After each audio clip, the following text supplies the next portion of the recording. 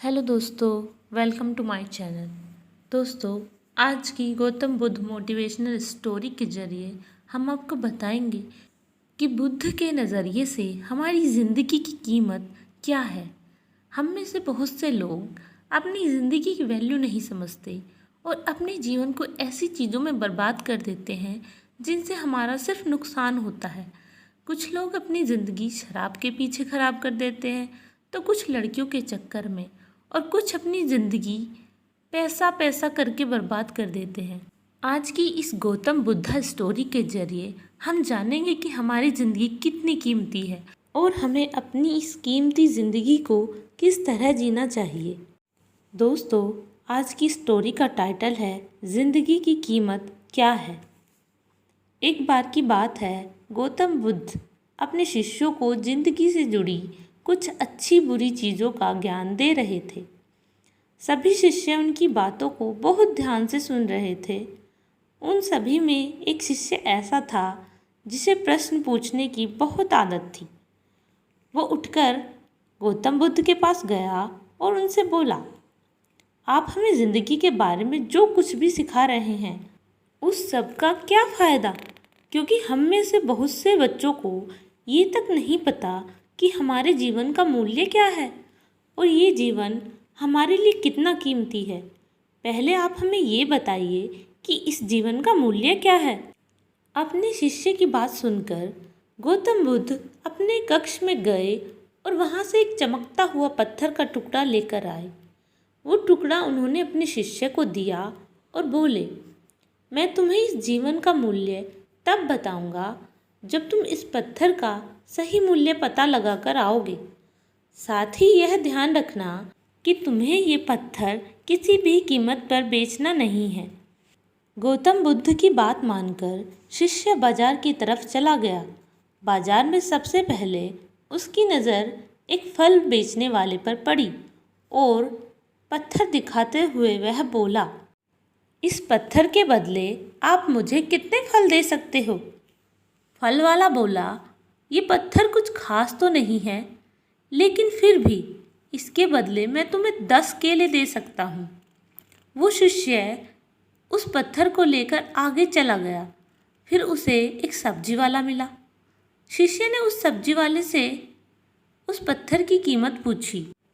सब्जी वाले ने उस पत्थर को ध्यान से देखा और बोला, इस पत्थर की कीमत के बदले मैं तुम्हें ज़्यादा से ज़्यादा 1 बोरी भर के सब्जी दे सकता हूँ। इसके बाद वह शिष्य उस पत्थर को लेकर एक सोने के व्यापारी के पास गया। उस पत्थर के टुकड़े की चमक देखते ही उस सुनार ने उसकी कीमत 100 सोने के सिक्के लगाई। शिष्य ने वो टुकड़ा बेचने से मना किया तो सुनार उस पत्थर के टुकड़े के बदले 200 सोने के सिक्के देने को राजी हो गया, लेकिन शिष्य ने वो पत्थर नहीं बेचा। इसके बाद वह हीरे के व्यापारी के पास गया और उसने उस पत्थर को मेज पर रख दिया।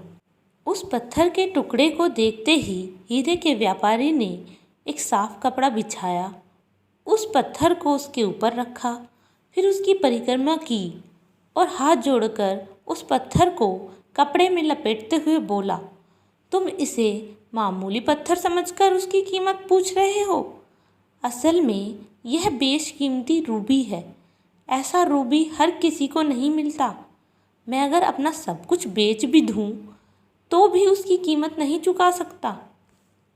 उस व्यापारी की बातें सुनकर वो शिष्य हैरान हो गया। वो दौड़ा दौड़ा सीधा बुद्ध के पास आया और उन्हें उसने जो कुछ भी बाजार में हुआ वो सब बता दिया। उसकी अचरज भरी बातें सुनकर गौतम बुद्ध बोले, तुम्हारे सवाल का जवाब इस रूबी की कीमत में ही छिपा है। हमारा जीवन भी एक बेशकीमती नगीना है, लेकिन हम इस बात को हमेशा नज़रअंदाज करते रहते हैं और अपने जीवन का मूल्य नहीं समझते। हम दूसरों को देखकर और उनके जैसा जीवन जीने की कोशिश में अपने जीवन की कीमत को कम कर देते हैं। हम ये सोचते हैं कि हमारी ज़िंदगी की कीमत वही है जो दूसरे हमें बताते हैं, लेकिन ये बात हमेशा याद रखना कि सामने वाला अपनी हैसियत, बुद्धि और अपनी समझ के हिसाब से हमारी कीमत लगाता है। ज़िंदगी सिर्फ एक बार मिलती है, इसलिए इसको बर्बाद न करो। अपने जीवन को उतना ही कीमती समझें जितना कीमती आप अपने बैंक में रखे रुपयों को समझते हैं। आज के समय में लोग अपनी ज़िंदगी से ज़्यादा कीमती प्यार, पैसा और दिखावे से भरी चीज़ों को समझते हैं। प्यार के चक्कर में लोग सुसाइड तक कर लेते हैं। पैसों के चक्कर में ऐसे काम करने लग जाते हैं जिससे उनकी ज़िंदगी बर्बाद हो जाती है। नाम कमाने के चक्कर में उल्टे सीधे काम करने लग जाते हैं। हमेशा याद रखें कि दिखावा करना ज़रूरी नहीं।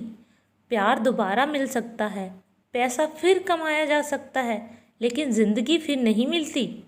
इसलिए अपनी इस बेशकीमती ज़िंदगी को अच्छे से जिएं, हर पल का आनंद लें। तो दोस्तों, उम्मीद करते हैं आपको आज का वीडियो पसंद आया होगा। अगर आपको हमारे वीडियोस पसंद आ रहे हैं तो कृपया लाइक, शेयर एंड सब्सक्राइब करना ना भूलें। Thank you.